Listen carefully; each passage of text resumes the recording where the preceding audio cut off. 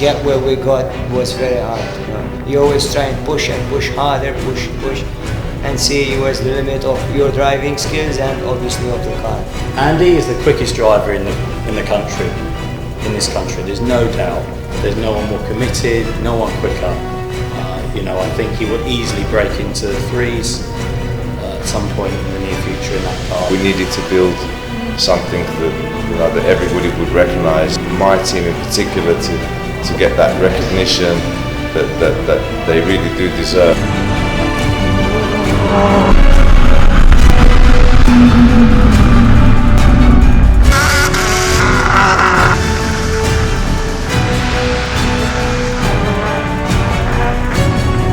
The two main drivers were very quick. I mean, Nicky, I think, who won the event, was very fast.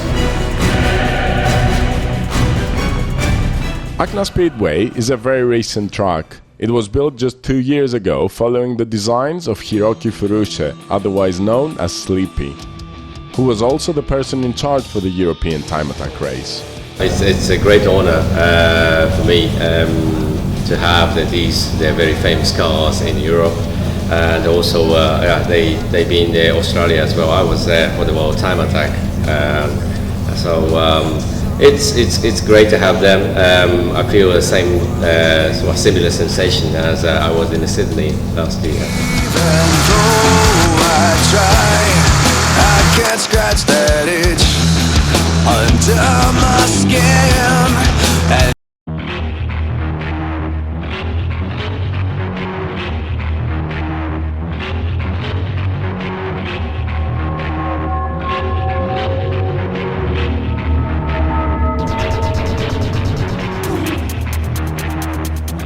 Obviously it's a new track for us here in Cyprus, and obviously a new event for us with Time Attack over here. So far the event's been going, I think, really well. It's been, the organisation's been very good, they've been very helpful, and it's great to add another venue to the Time Attack calendar. Obviously we've already been competing in the UK and Holland, and lucky enough last year to go and do the world event in Australia. And this one so far, it's been good. You have to find the balance. It's not about having like wider tires or lightweight. It's all about combination, in my opinion. You need a combination. Here has been, probably one of our bigger challenges, because the track is so different to everything we've driven on before. It's a lot shorter, a lot more technical than the UK tracks.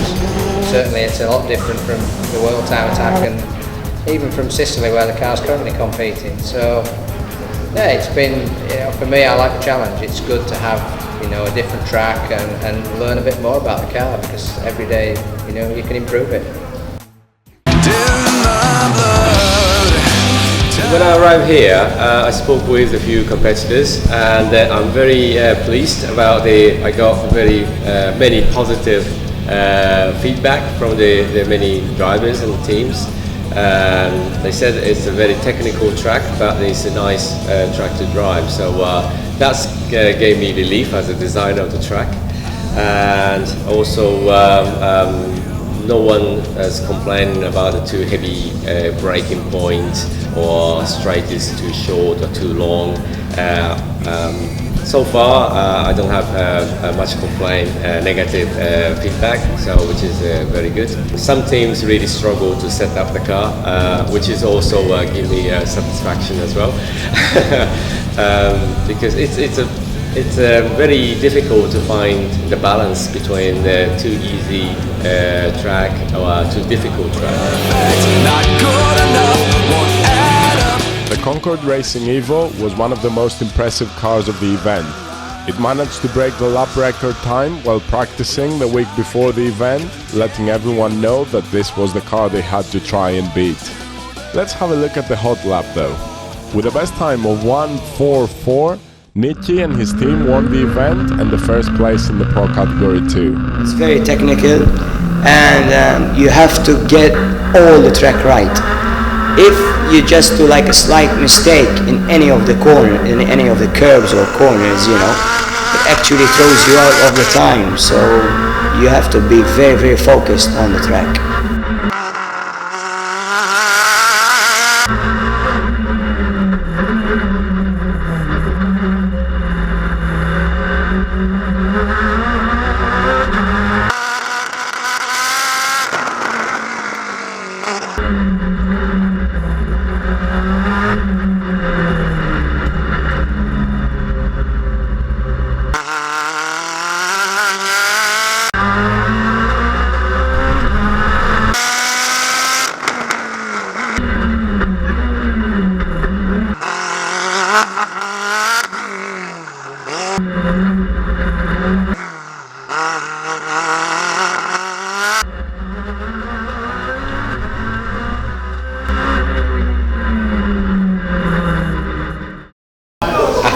motorsport, there's always improvements in drivers, in cars. It will never stop. That's the essence of motorsport.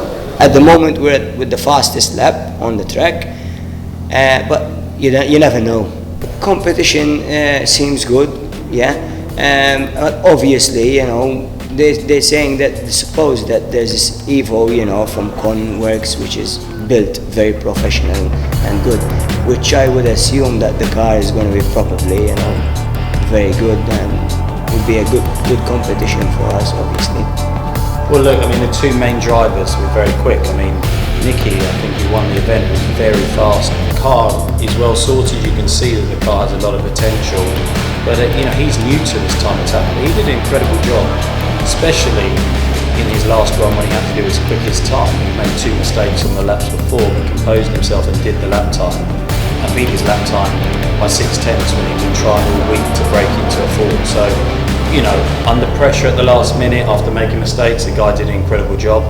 Andy is the quickest driver in the country, in this country. There's no doubt. There's no one more committed, no one quicker. I think he would easily break into the threes at some point in the near future in that car. But I can't say enough of Andy. I think if Andy was in that car that the guy won, he would have been quicker.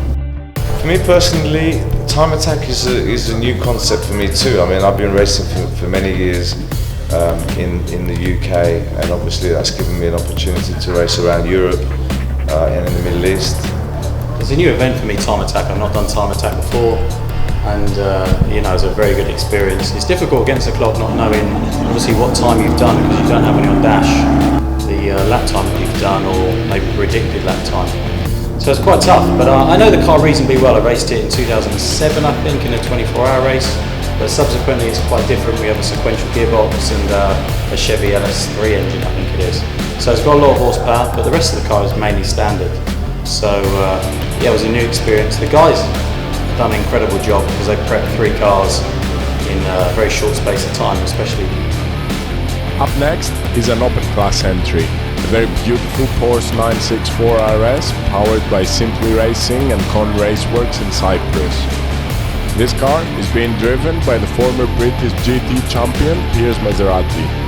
It is fitted with an LS3 engine and a 6-speed sequential gearbox.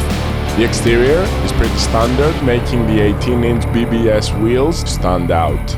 The car produces 500 brake horsepower and weighs just 1,000 kilograms. Piers was a bit slower than the car's lap record, but still managed to place first in the open class and 10th overall.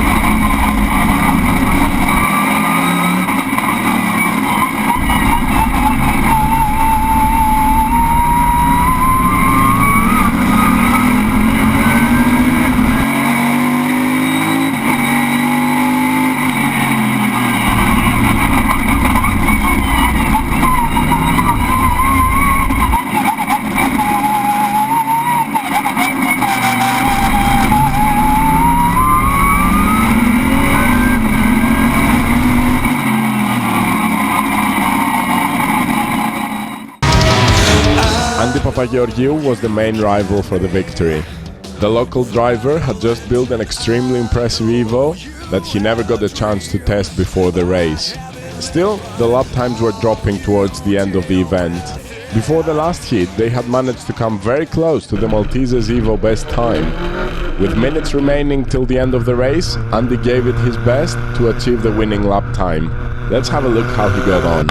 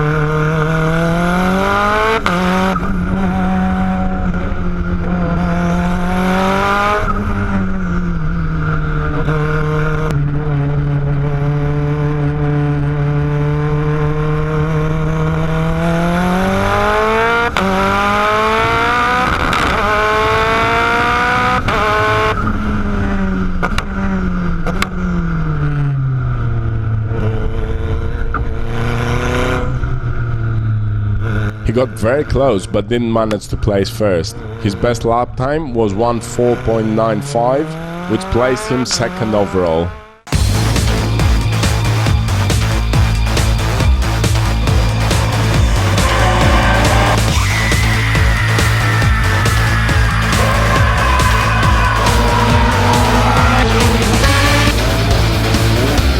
For the next entry, we had great trouble believing that what we're looking at started life as a Mitsubishi Colt.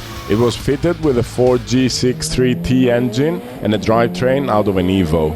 The custom body-kitted Colt produced 580 brake horsepower, which was enough to put it in 12th place overall, with Maracos behind the wheel.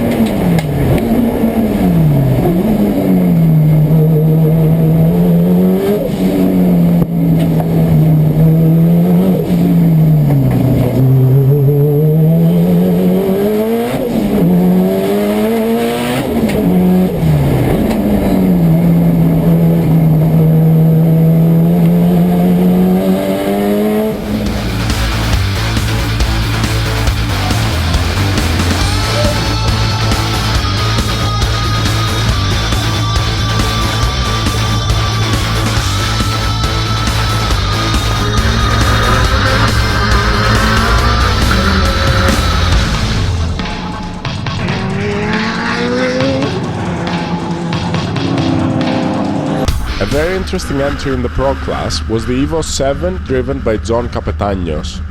It is powered by a 4G63 engine and fitted with a June stroker kit and AEM engine management. The suspension is sourced by Apexi and is fully adjustable.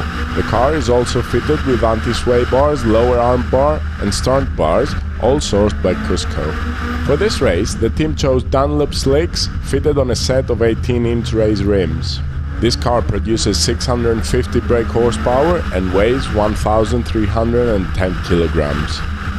His best lap time for the event was 1:6.8, putting him in 6th place overall.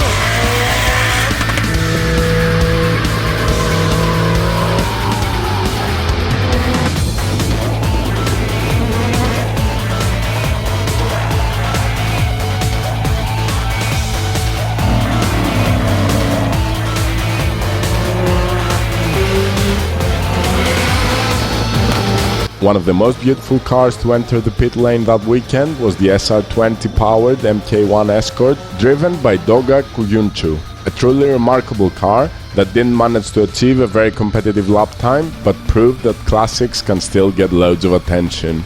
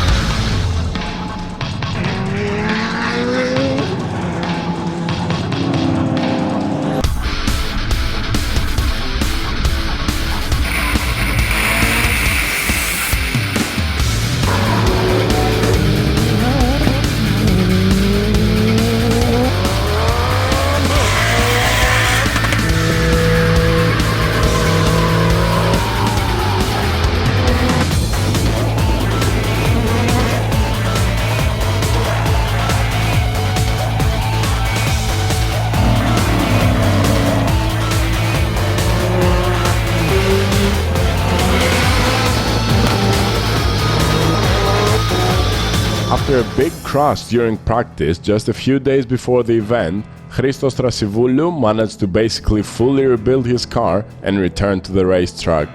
The car produces 680 brake horsepower and weighs 1,280 kilograms. Some of the highlights from the very long spec list is the all-in suspension, which is fully adjustable, and the 8-pot calipers. Christos achieved a lap time of 1:07.51 that placed him 7th overall.